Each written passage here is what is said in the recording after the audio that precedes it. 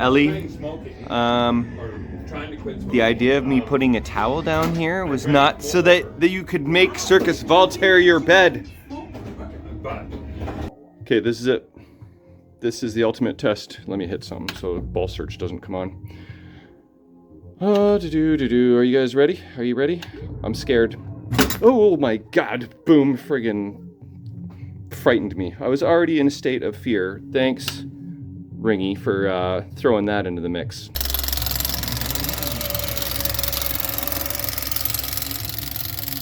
That doesn't sound very good. I'm Mike Dimas, and this is Pinball Shenanigans.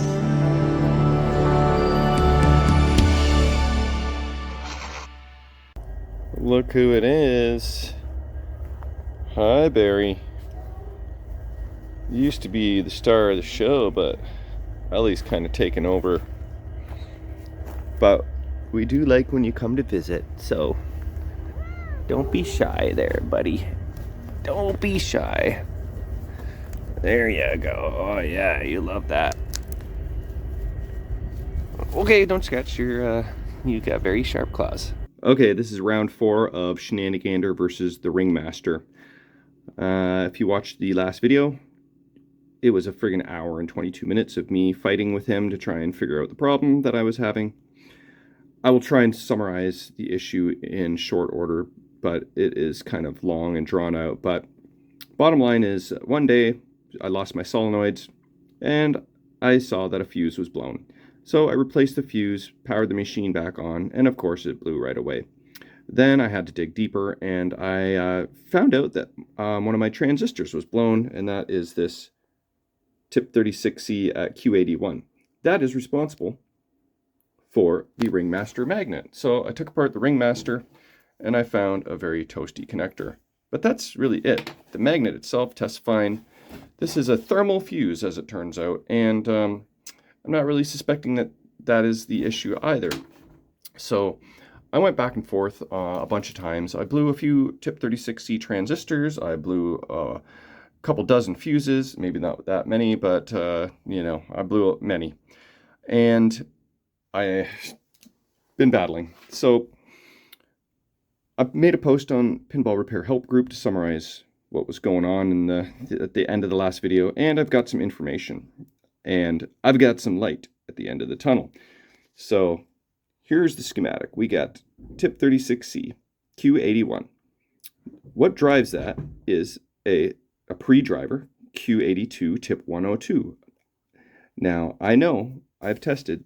This guy is good, and this guy's freshly replaced. I'm going to check on this resistor, just because why not? And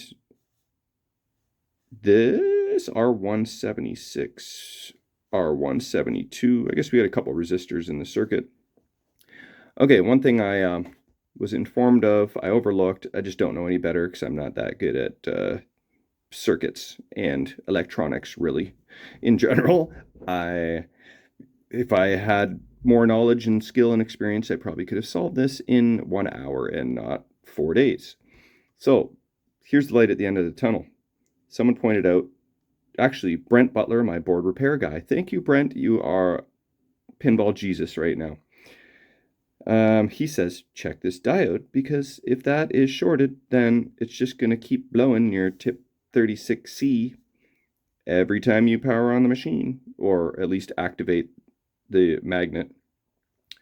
Another slight conundrum I had is that even with the magnet unplugged, I would hit the target to activate the magnet, and it still blew the fuse. So it turns out whether the magnet is plugged in or not, doesn't matter, because the tip 36C is still being activated. And that is going to blow if you have a bad 1N4004 diode at D95. Are you getting sick of seeing this board yet? Man, I've had this out of the machine like 5 times now. But here, let's zoom in and have a look at the problem child. So, in other good news, since I've had that tip 36C out of the board 5 times, it's the one that's kind of bent in the wrong way. It's in the middle. It's kind of bent that way because I pulled the little ringlet out of the bottom side of the board and the top side of the board for the top leg. So I bent the tip 36C leg backwards and soldered it directly to that diode. So you can see a little glob of solder there. That's my handiwork there. But right next to that, to the left, there is our D85 suspect right there. So zoom back out and have a look. Where can I put this without hurting the board? We're in diode test. Okay, let's check a good one so we know that we're measuring it properly. That is correct one way, but we need a 607 the other way. That's a good diode. Next, also a good diode. And here is our suspect. That is a bad diode. So, anytime that tip 36C is trying to activate, if the diode in front of it is bad, bye-bye F108 fuse. So, there's some very bright light at the end of this tunnel, except I was also advised to check on the pre-driver to the tip 102. So we got this guy's the main driver, then this guy is the pre-driver, and then somewhere there's a pre-driver. Maybe that's this? No, because someone said it was a 2N something something. So I gotta check the schematics. I don't know if it's one of these small guys or what. And it's also suggested, you know, hopefully it didn't blow the chip. I'm not sure what chip, but hopefully that's not the case, because I don't want to be busting out my logic probe, because that will take me another 3 days to sort that out. So I'm going to start by replacing the diode and checking on the schematics and the pre driver. Okay, so this Q79 here, 2N4403, I checked that. Also, remember R72 and R76. But Q79 is this guy right here. And I compared him, you can see 2N4403. They all test the same. So I think we don't have a problem with that. But finding R72 is a bit of a trick here. I can't find it. You can see this goes up to R164, 65, 66, 67, 68, 71. Where's 72? Is it one of these guys? Is it labeled underneath them? Is it one of these guys? And R76, I can't find that either. Is it one of these orange ones, which is labeled kind of underneath? That looks like a R79. So, well, I tested those and they all seem okay. So, I think I'm just going to replace this diode and stick in the board. Okay, there is one more part to the potential equation here noted by Andre Goudreau on the Pinball Repair Help Group. He points out that the upper post, solenoid 36, is actually on the same circuit. So, is that part of the problem? I'm going to have to check on that. So the diode that I just replaced, that is basically, you know, when you see a diode on a coil, that is what that is, except it is on the board for the magnet. But maybe the diode on the upper post is bad? Is that possible? Maybe its transistor could be bad. Is that possible? We should look at that. I think I tested all the other transistors though, but either way, that's another thing I have to factor into the solution equation here. All right, so upper post is Q83, which is on the same connector, J119 and J120, and Q83 is literally right beside all these guys. So I'll double check this guy, make sure he's okay, and then I'll have a look at the coil itself and the diode on it. Alright, Q83 tests fine. I double checked Q82, it tests fine, so time to finally install this board. Alright, here's the up post right at the back. It moves freely. I don't really feel a diode on the front side. Well, I definitely don't. There's not one on the back side of the coil. So I'm guessing the diode I just replaced kind of shares responsibility for both this coil and the magnet. There's a connector here handily if I needed to disconnect it, but I just tested the ohms on it and it measures at 13 ohms. I'm not sure what it's supposed to be, but I feel like that's a good reading. Does it say the ohms here anywhere? Hold. No, it doesn't say the ohms there, but I think that it is going to be fine and dandy. I can check online, but I don't think I'm gonna. A27 1200. Is there another coil around that I can test to match?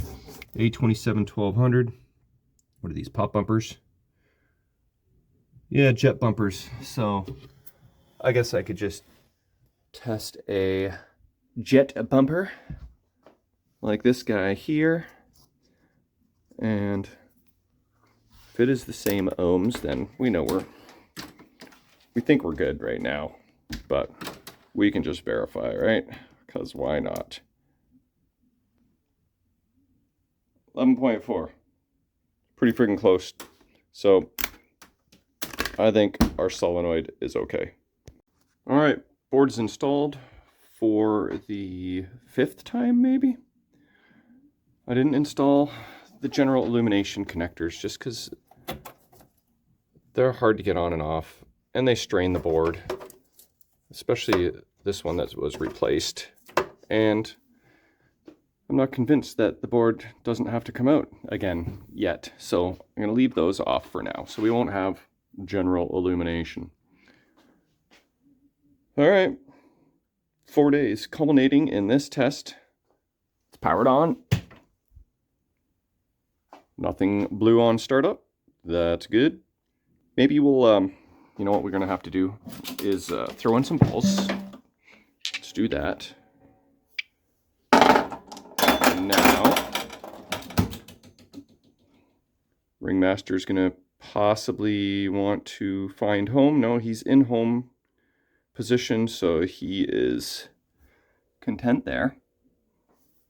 All right, so maybe we will test the up post first. See what this credit dot is. I don't know that it'll be, oh, I think I just saw it. 74, is that the Eddie? Big ball rebound switch. Oh, yeah, I've started this game many times without hitting a lot of switches, so I'm surprised that's the only switch error. Okay, start game. Do we have solenoids? Why am I not getting a ball?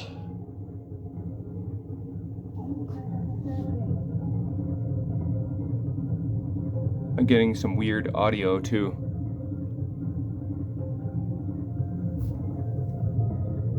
That's weird. Some weird stuff going on here.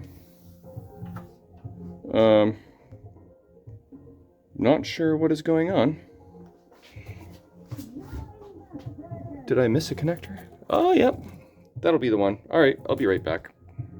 Okay, that was a little bit concerning, but hopefully that is all that was. I'm pretty sure of it, though. Okay. Hey, there we go. That's why Ringmaster was not trying to find his home position. Okay, he's happy. And let's try this again.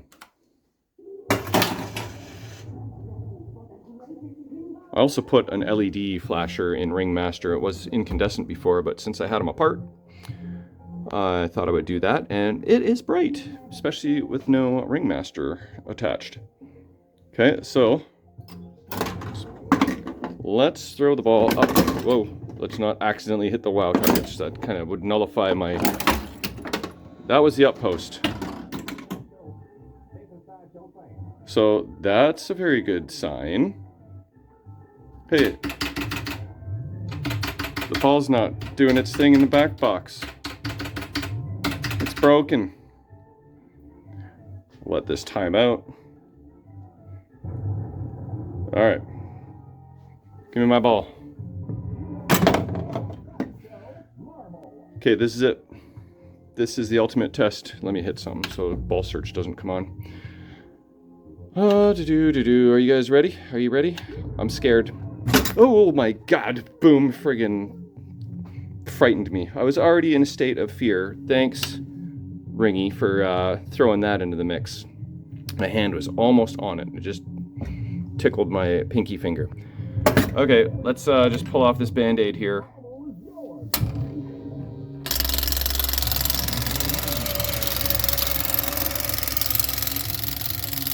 That doesn't sound very good. Probably just because it's not secure.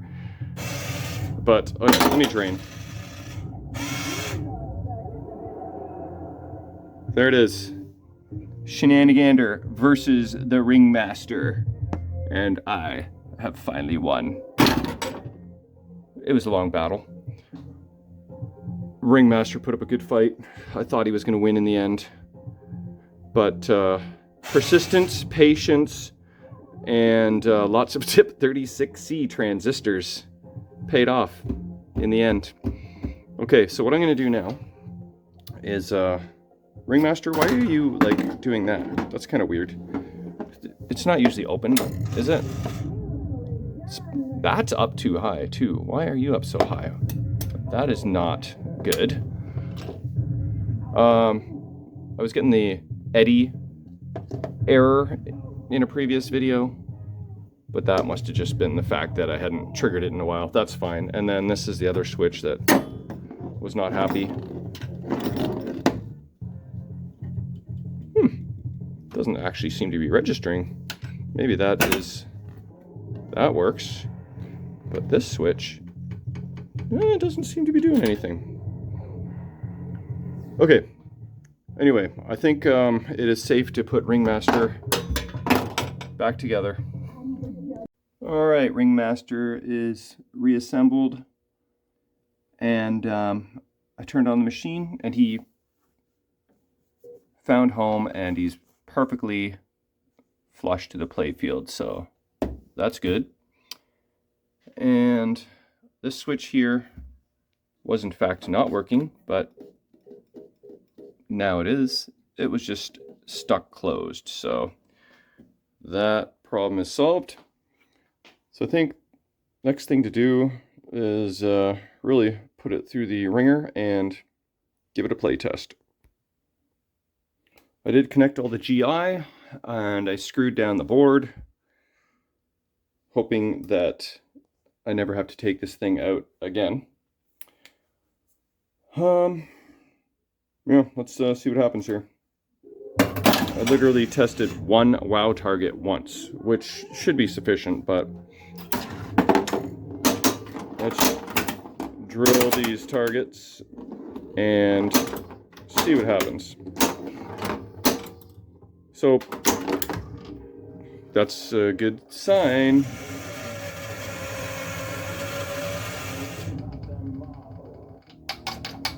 Whoa, that was cool.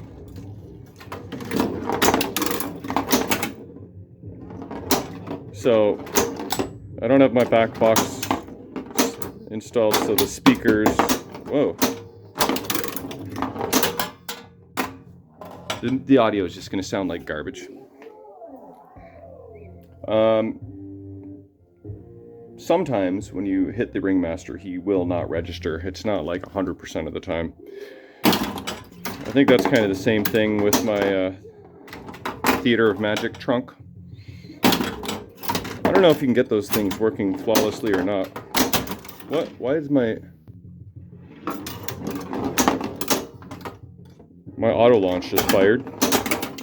Guess I didn't validate the playfield.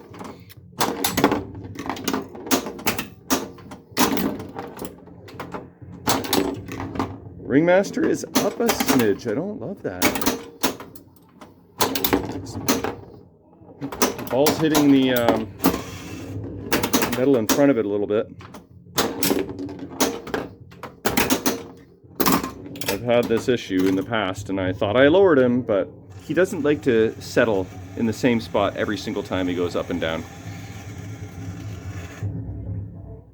In terms of Ringmaster magnet and him going up and down and into the right positions, like that is perfectly nice and flush right now. So I'm happy with that sitting. I'm scared every time I hit one of those WOW magnets now, or WOW targets. I'll have to get over that trauma. I'll feel slightly more comfortable with every WOW target that I hit. So, provided I'm all happy with this, which looks like I'm going to be, should probably test the up post for fun too while we're at it. Then I have to determine, there we go, there's the up post, everything's happy. I have to determine if the magnet that I pulled out of Ringmaster, if it's safe to stick that back into the juggler zone, because right now I've got the juggler magnet in the Ringmaster, and juggler magnet is on the bench there. So I've got I don't want to go sticking in the juggler magnet, aka the old Ringmaster magnet, and then blow up my board again.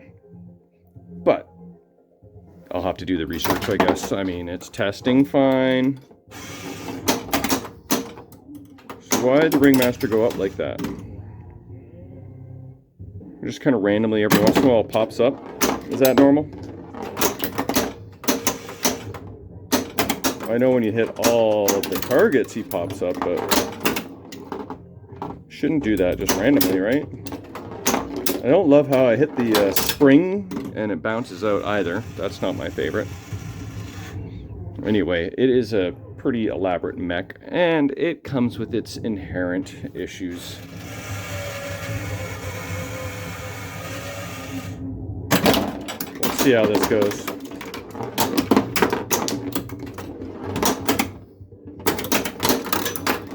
Oh, not very well.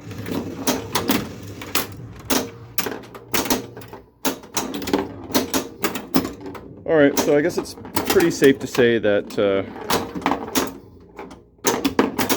my issue is resolved. That was quite the friggin' shenanigans adventure. But, you know, once you get that deep into something, you can't just throw up your hands and say, I give up. Like, I wasn't going to let Ringmaster win that battle. So let's go up the left ramp. Try that magnet for fun. If I can make the shot. Okay, here we go. Oh, way late. Here we go. There we go. Yay, nothing's blowing up. It's a different circuit, but still. Just never know. I'm not 1000% comfortable until I play this thing like, you know, maybe 10 or 20 times. Alright, I think, alright, fine, I'll finish out this game. Let's see if I can get the high wire multi-ball. hit me some lock targets. Oh, almost a sneaky lock.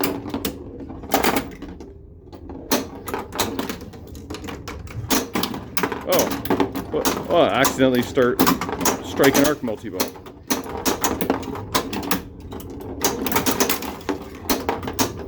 I can't hit my lock targets during this.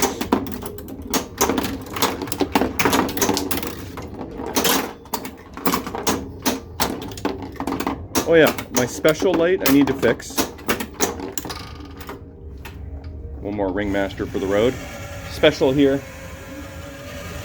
And then also, you know, while we're messing around with the game, I've got some fancy LEDs I'm going to put in my jackpot. All my 3 jackpot lights. I'll show you. Double bendies. That's going to really light up my jackpot shots nicely. Here's our high wire multi-ball. That's trouble. Oh, whoa, that had some nasty spin on it. Okay, well, I'm pretty happy overall, except for Ringmaster. It would be nice if I could lower him just a little bit more. That would make me happier. Okay, so I reinstalled the thermal fuse. Then I just used some electrical tape to tidy this back up. Got a couple little melty marks on the wire here from soldering iron, I suspect. So add a little shrink tubing. Wasn't too bad, but just add that extra little bit of protection. I'm just not confident that I want to install this, though. I really don't want to install it and find out that maybe the thermal fuse is bad and that was the main issue. Because my question, in summary of the whole series of events, is what happened and why? Did the tip 36C go first, or was it the diode that went first? And either way, what would cause that to happen? We were suspecting that it was the Ringmaster magnet, but if it tests fine, then, you know, it had that really toasty connector, so all fingers were pointing at this guy, but he tests fine. So, is it the thermal fuse? Did it just go bad? I mean, you have to heat it up and test it at one temperature, and you got to let it cool down and test it at a different temperature, and I'm not going to do that. So what caused this whole problem for me in the first place? What was it?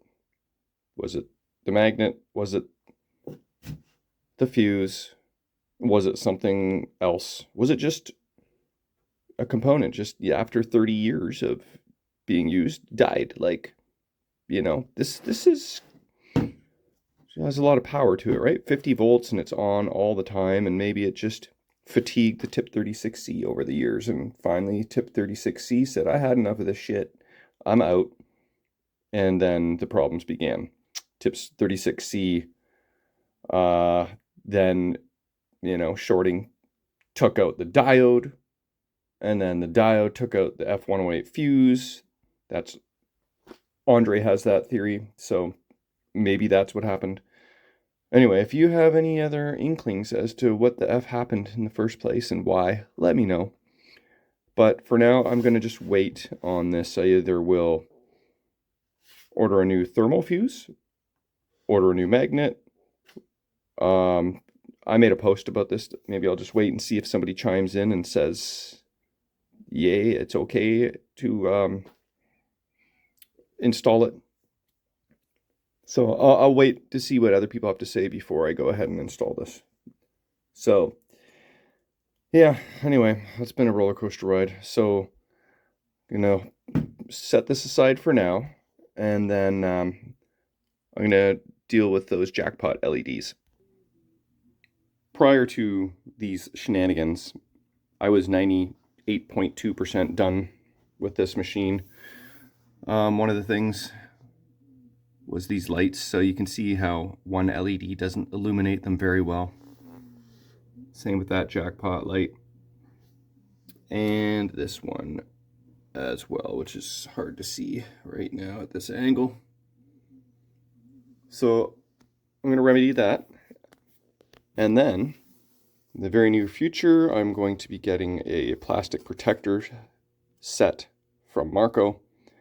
And one is for this area, and then one for each slingshot. And then there's a couple others. There's 5 in total. 1, 2, 3. And I think one is for here, this edge. Oh yeah, and the other one is for this guy here. So I don't know that I'm going to install this guy or this guy, because I did my little band-aid repair on this plastic already. So I think the plastic protector may not even fit in there very well. Anyway, let's brighten up these jackpot lights. Okay, I got my LEDs installed. That one's better. That one is better. This one I probably spent 15 minutes of my life trying to get it just right, but it is a royal pain in the nuts. And I just can't get it to really be much better, so I'm just leaving it. So I'll show you what it looks like. Okay, so that is definitely better. I'm happy with that. This, not happy with really at all. Really got to hold the camera steady for it to show. But whatever. It is what it is. And this side here, again, it's very hard to see. It is better. But I don't know. Might have been all for naught. It's very insignificant improvement, but I thought it was worth a shot, so I live with that.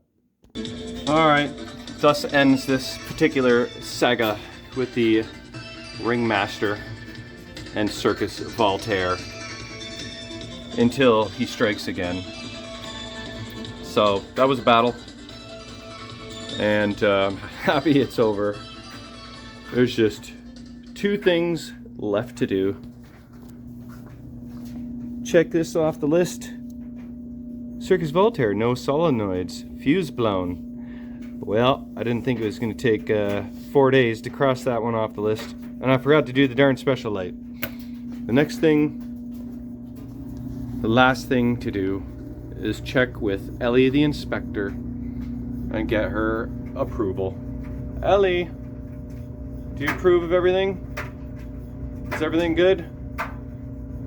Yep, she approves. Found that when I'm Ellie, smoking, the idea of me putting a towel down here was not so that you could make Cirqus Voltaire your bed. But you're so adorable, I'll let you chill there for now.